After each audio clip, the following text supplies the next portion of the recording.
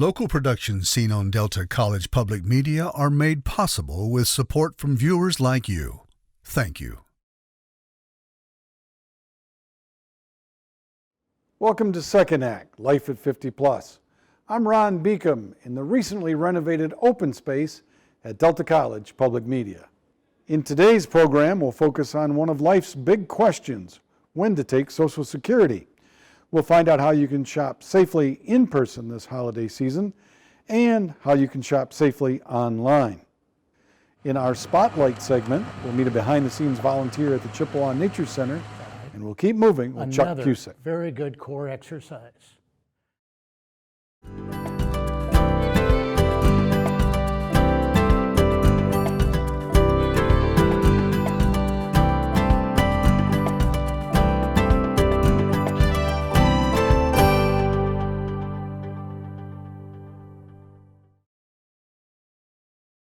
I turned 62 this past summer.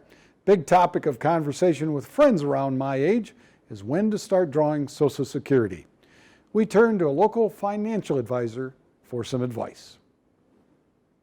Hi, I'm Mike Wilcox, financial advisor over at Meyer & Associates, and what we're going to talk about today is Social Security.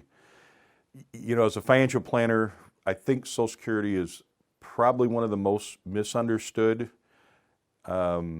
financial assets or income that someone will receive in their life.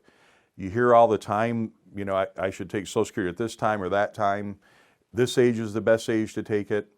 And I get asked that. I tell people it's different for everybody. Depends on, you know, your own situation in life. Are you healthy? You know, what's your life expectancy? What are your other assets and income? It's not a one-size cookie-cutter answer. I think the decision about when and how to take Social Security is individually based.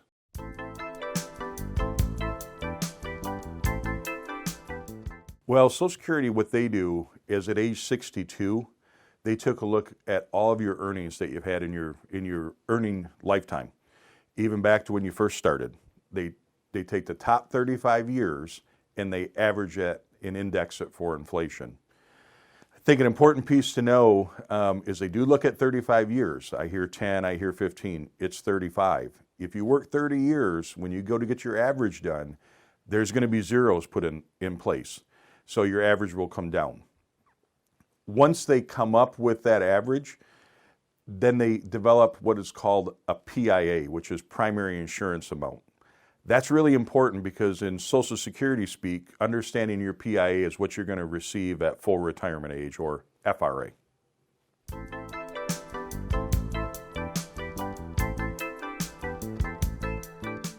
A lot of times when I'm talking to clients, they'll talk about, I want to have fun the younger I am because I watched what happened with my parents, and as they grew older, they weren't able to do as much. They slowed down. So I think health is always the first deciding factor. While we may not know what that is, we can look to, you know, our parents and our family members to see from a health perspective what might our life look like. If you're a generally healthy person, that's one answer. If not, sometimes that's where folks will opt to take Social Security at their earliest age, which is 62. So then the second factor is life expectancy. This to me is kind of a no-brainer, right? From a life expectancy standpoint, if every male in my family passes away at age 70 or 72, I probably don't want to delay Social Security. And typically when you delay Social Security, you delay it up to age 70.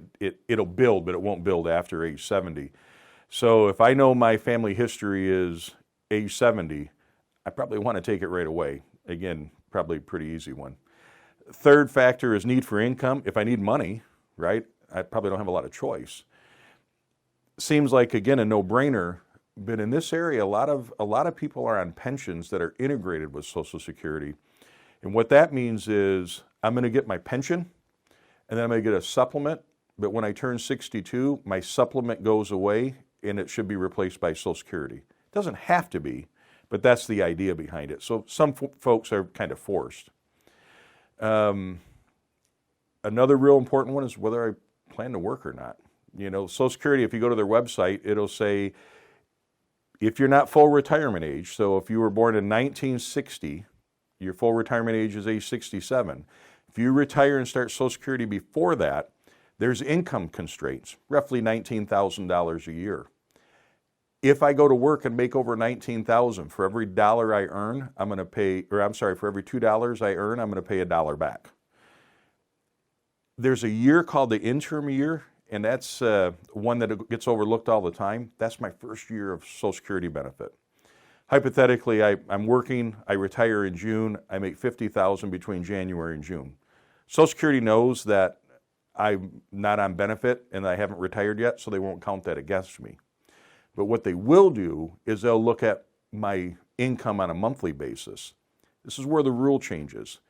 You're allowed $1,630 a month in income. If you make 1 penny over, it's not $1 for every 2, it's 100%. So if I'm getting $2,000 a month in Social Security benefit and I make $1,630 and 1 penny, it's going to cost me $2,000 to get it. And then last is survivor needs. Social Security is income you can't outlive. And as I mentioned earlier, Social Security can build. It builds at 8% simple plus cost of living. If I delay my Social Security benefit, I've actually seen benefit would have been roughly $2,000 a month at age 62, be $4,000 a month by delaying it. If I'm married and I want my wife, if I know doc says, Mike, you're not gonna make it past 70, maybe I delay my benefit. That way I give my wife as much guaranteed fixed income as I possibly can, because essentially she'll get my $4,000 a month.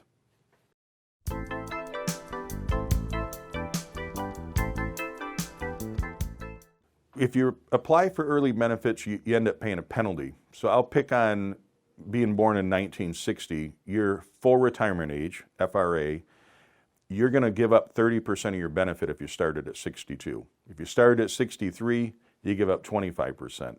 You'd have to wait to 67 to get your full benefit, again, PIA, primary insurance amount.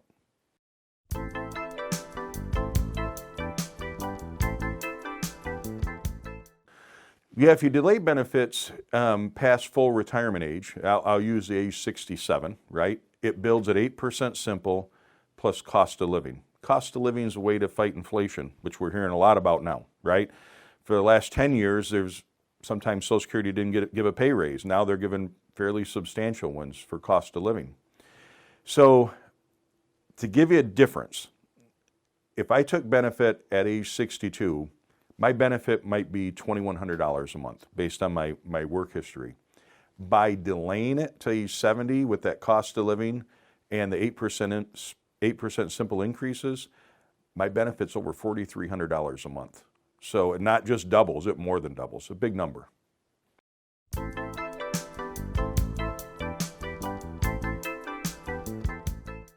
So spousal benefits is where a working family, husband and wife, have the ability to draw off one another.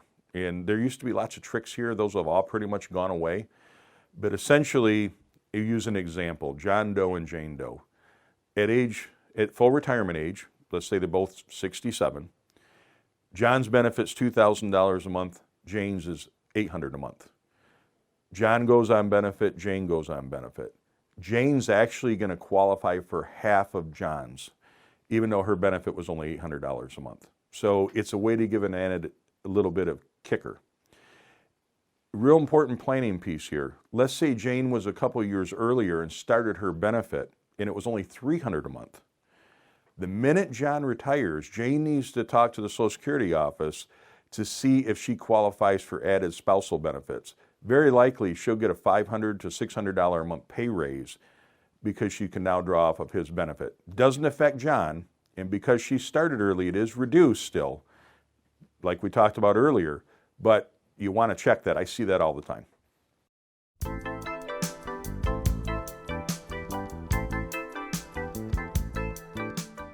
Yeah, so spousal benefits is another tricky one. Sometimes you run into where a couple, husband worked, wife didn't, or vice versa. I guess I'll use my parents as an example because they're a good example. Dad is a year older than mom. Mom never contributed to the Social Security system because she never worked outside of the home. So at age 62, mom didn't have any benefit. The minute dad turned 62, that automatically made my mom eligible for a portion of his. It isn't necessarily 50%, there could be some reductions, but it's added free money.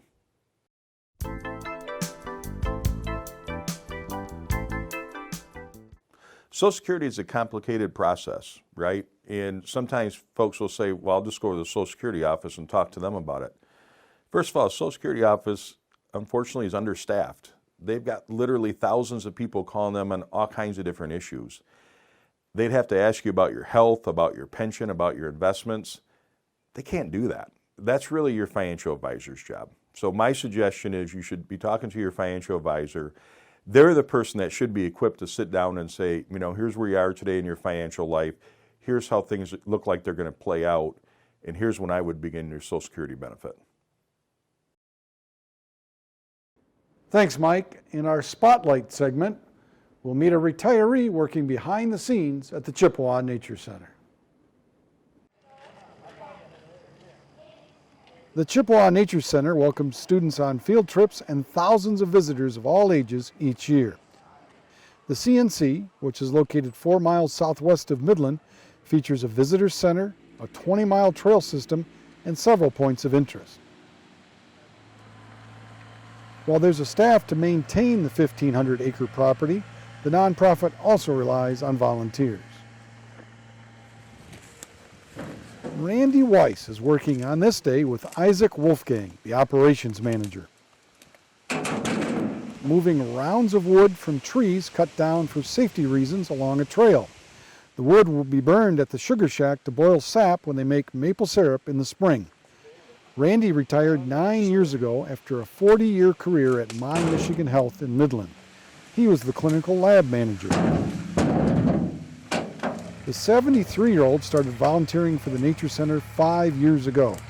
He said he wanted to get out of the house and give his wife a break. I happened to drive into the Nature Center one day, saw somebody, an older gentleman, mowing grass, and I thought, that looks like fun. And I knew Isaac and happened to see him at a church function and said, hey, you need any volunteers? And he called me the next week and set me up. Randy volunteers 1 day per week, doing just about anything they ask him to do. A lot of splitting wood, more in the fall, and in the spring I'm one of the maple syrup evaporators. I mow trails and trim trails in the summer. A few weeks ago they had me dig a trench to lay a fiber optic cable in, so you know, it's a little of everything. Randy's a big fan of the Nature Center.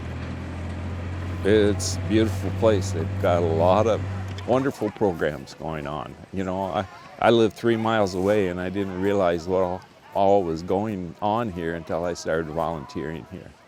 And it's just been really good for me to be part of that and help with it. I'm going to have you mow the field trail here, and you can just kind of stay right in this area and then come back Okay. and hit the power line trail. If you want to touch up some of these other spots too, that'd be awesome. All right, Thank sounds you. good. Appreciate it. Yep. Here's Randy's advice for his fellow retirees. You just have to look around and see what it is that you want to do and ask if they want volunteers, because I don't think anybody will turn down a volunteer. I mean, I like to come here and I don't want to be a burden to them. I want to know that I'm accomplishing something, and you know, I'm an old man. I don't work as fast or as quick as they do. I'm not as strong as they are, but I can still do stuff.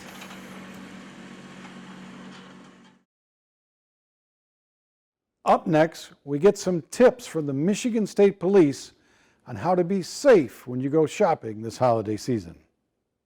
I'm Lieutenant Kim Vetter, Michigan State Police Public Information Officer assigned to the 3rd District. I'm here to talk to you today about staying safe while shopping. There are many things you can do to stay safe while shopping. One of the most important is to stay aware. Pay attention to your surroundings, pay attention to your parking area, pay attention to your belongings. Stay safe and stay aware. We all get distracted sometimes, but when you go shopping, make sure you pay attention to your parking area. Make sure you park in well-lit areas and try to stay where the cameras for the shopping center will cover where you parked. If you have trouble remembering where you parked, maybe take a picture of the area and make sure you pay attention to the people that are around you and the vehicles around you where you park. When you're shopping, try to carry a small purse or wallet, something you can keep close to your body. Avoid carrying large, cumbersome bags and leave extra cash at home. Make sure you stow your electronics away and out of sight. Keep them tucked away in a bag or in the trunk. Same for your shopping bags. Make sure you have them hidden and out of sight so that thieves aren't tempted to break into your car. And always, always lock your car. Remember, lock it or lose it. Some final thoughts to keep you safe while shopping. Shop with a friend. People are easier targets if they're alone. Pay attention to your surroundings and keep your belongings safe. Make sure you lock your car. Keep your bags close and pay attention to them. Don't stow them in shopping carts. Trust your instincts. If something doesn't feel right, it probably isn't. If you see something suspicious, report it. Either contact the store manager or call the police. The holidays can be a hectic time, but remember to pay attention and stay safe. If you'd like more information about how to stay safe while shopping, visit our website.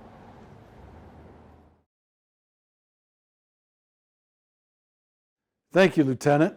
If you choose to do some of your shopping online, we'll get some tips from one of our colleagues here at Delta College.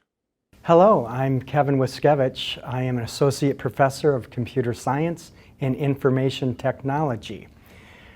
Online shopping is happening everywhere and it's growing yearly. But online shoppers need to be vigilant when even buying the most common products. One of the things that you want to do is shop with commonly known retailers like Amazon, Walmart, Target, and Best Buy. These common sites have honest reviews, they have detailed descriptions, good return policies with the ability to return to an actual store itself. And they use the latest security protocols. But sometimes the best price you might find on an unknown website. Be wary of the lowest price. Do your homework. You want to check the reviews and perhaps check for complaints at the Better Business Bureau website. Look for a Contact Us area on the website. Look for a U.S. address or phone number. Go a step further. Actually pick up the phone and contact the retailer. If you decide to make a purchase, you always want to use a credit card, not a debit card. Debit cards usually are associated directly with your bank account, perhaps your checking account in most cases. Use a credit card. Most credit cards offer zero liability for fraud, which means that you won't be losing money on a bad purchase. Make sure your OS, your operating system, is up to date, especially the browser. It is the browser that is the piece in between you and that retailer. And the way that you want to access them is through your bookmarks, because you don't want to type them in. Any little typo, you could go to some rogue site or some fake site. When you type in a web address, it usually starts with HTTP. But when connecting to an online retailer, you want to make sure that it uses the secure protocol, HTTPS. And also right near that, you will notice that there will be a lock symbol. You want to make sure that you see that lock icon so you know that it's secure. And you can actually click on that to expose more information on the retailer. You want to pay attention to the device that you're using and the network that you're using. Most people connect wirelessly, which you have a wireless router.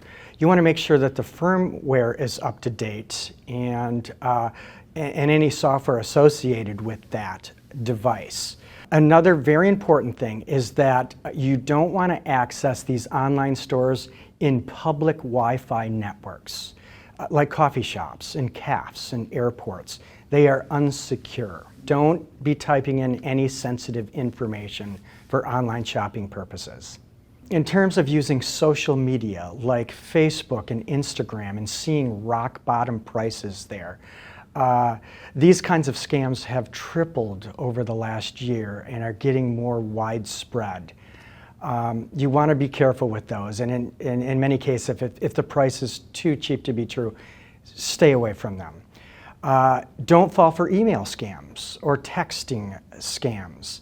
If you don't know the sender and they're mentioning something about an online transaction, remove the email or the text. Simply delete them. Track your orders. Be sure to track your orders. If there is a reseller that will not give you a tracking number, I would run in the other direction.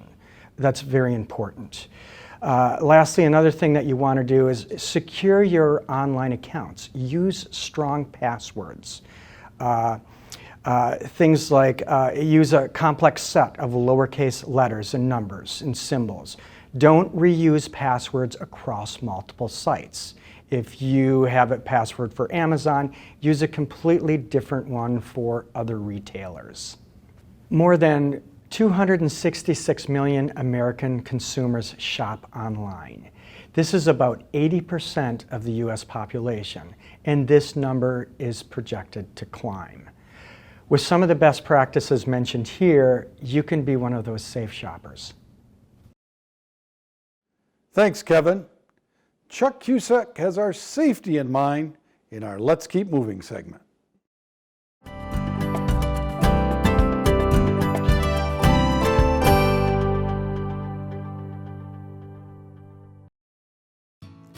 Today we want to talk a little bit about balance and some of the exercises that we can do to help improve our balance.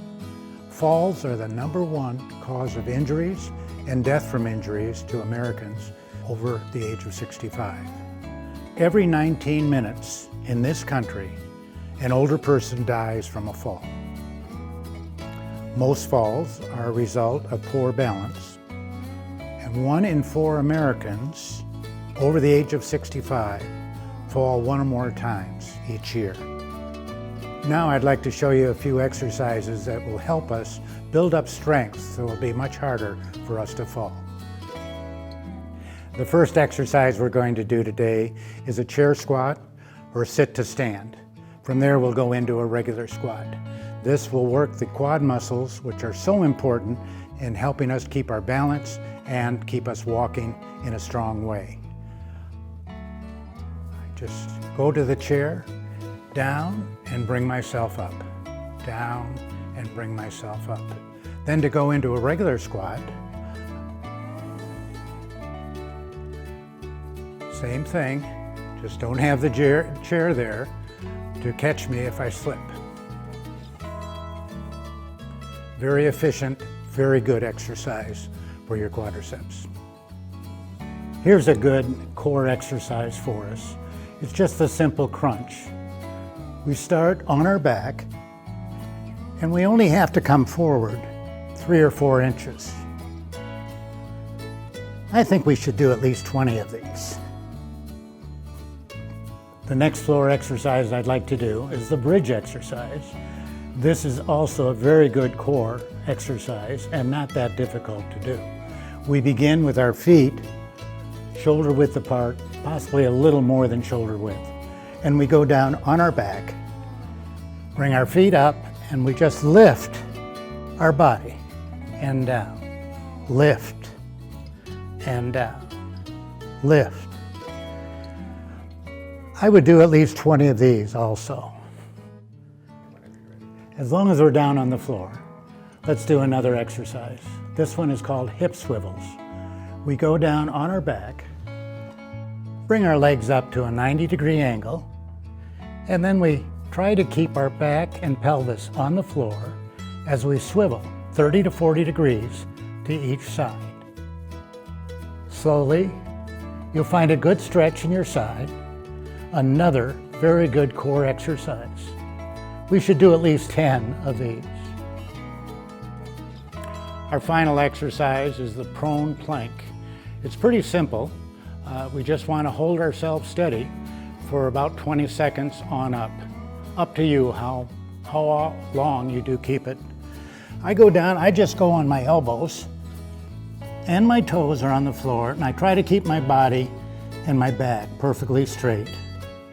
And then I just hold and hold for a minimum of 20 seconds. We've just gone through some good core exercises. Your core is pretty much from your thighs up to your chest. Very powerful muscles, very important muscles that help us keep our balance, which is going to be so important as we go into our winter months because we have to keep on moving. Thanks, Chuck. Thanks as well to our experts in Social Security and safe shopping, and thanks to our volunteer at the Chippewa Nature Center. Thanks for watching this edition of Second Act Life at 50 Plus. You can also see it online. I'm Ron Beacom. Thanks for joining us. We'll see you again in March.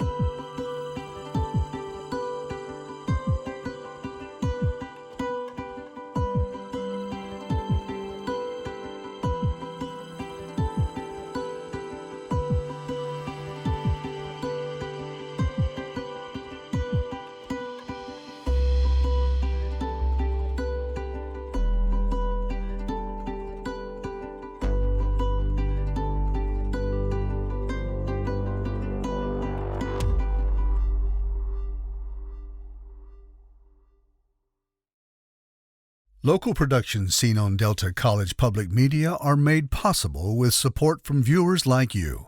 Thank you.